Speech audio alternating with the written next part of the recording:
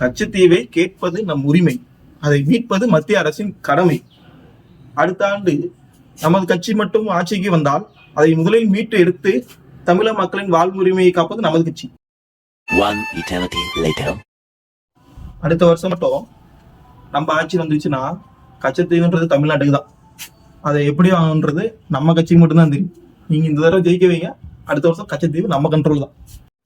கச்சத்தீவுக்கு என்னதான் ஆச்சு அப்படின்னு பாக்குறதுக்கு முன்னாடி, கச்சத்தீவுனா என்னன்னா அது இந்தியாவுக்கும் ஸ்ரீலங்காவுக்கும் நடுவுல இருக்க ஒரு சின்ன தீவு. அதோட அப்ராக்ஸ் வந்துட்டு ஒரு 285 ஏக்கர்.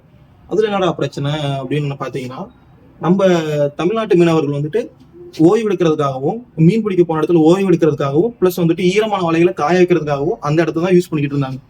இப்போ அந்த இடம் தான் வந்துட்டு பெரிய பிரச்சனைகள் இருக்கு. 1971 திமுக 2வது முறையா ஆட்சியை பிடிக்குது, அதுவும் காங்கிரஸ் கூட சேர்ந்து. இந்த முறை இதுதான் முதல் முறையா வந்துட்டு கலைஞர் கருணாநிதி அவர்கள் சிஎம் ஆனது, மக்களால் தேர்ந்தெடுக்கப்பட்டு சிஎம் ஆனது. 1972 இவருக்கும் கருணாநிதி அவர்களுக்கும் எம்ஜிஆர் அவர்களுக்கும் மனக்கசப்பு வந்ததுனால 2 பேரும் பிரிஞ்சிடுறாங்க. அப்போதான் வந்துட்டு அதிமுகன்ற கட்சியை வந்துட்டு எம்ஜிஆர் அவர்கள் உருவாக்குனாரு.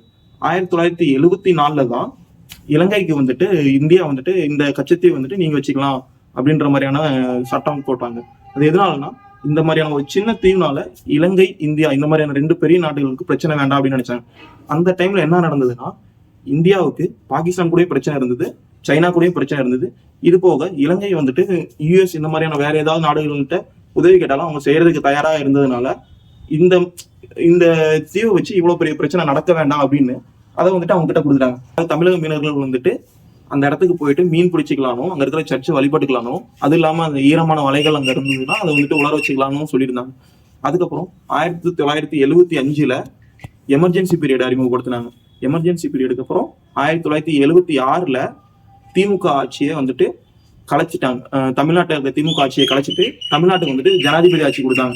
அந்த டைம்ல அந்த சட்டம், அதாவது 1974 போட்ட கச்சத்தீவு சட்டத்துல மாற்றம்லாம் கொண்டு வந்தாங்க. அதாவது ஒரு எல்லை மாதிரி போட்டு இந்த எல்லையை தாண்டி வந்துட்டு மீன் பிடிக்க கூடாது அப்படின்ற மாதிரியான சட்டங்கள் போட்டாங்க. இதனால வந்துட்டு தமிழக மீனவர்கள் பெரும்பாலும் பாதிக்கப்பட்டாங்க.